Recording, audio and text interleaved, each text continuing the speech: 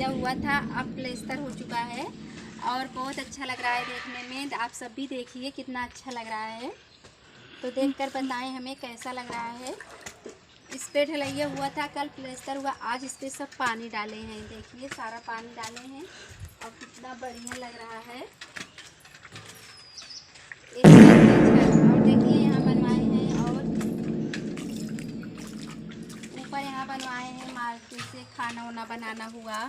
Kitchen तो वैसे मेरा नीचे है लेकिन ऊपर भी बनवा ली हूँ। गर्मी के मौसम में थोड़ा हवा लगता है बनाना, तो इसलिए यहाँ पे बना लिए हैं।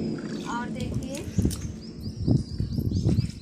अब यहाँ भी बनेगा, अभी नहीं, अभी 2 महीने 3 महीने बाद बनेगा। बजट प्रॉब्लम है इसलिए बाद में बनेगा। उसके बाद देखिए यहाँ पर पूरा सा फिट करवा दिए हैं और आरी आरी सब झरवा दिए हैं ताकि बच्चे इस पे पर से गिरे ना, नहीं तो बच्चे के लिए खतरा ज़्यादा रहता है। तो मैंने ऐसा सब बनवाया है। तो बताइए मेरा घर कैसा लगा आप सबको? अच्छा लग रहा है? हमें तो बहुत अच्छा लग रहा है, क्योंकि अभी मेरे मतलब बनवाए थे पर छत नहीं था, तो छत भी बन गया और अच्छा लग रहा है देखने में। तो आप सब बताइए आप सबको अच्छा लग रहा है कि नहीं?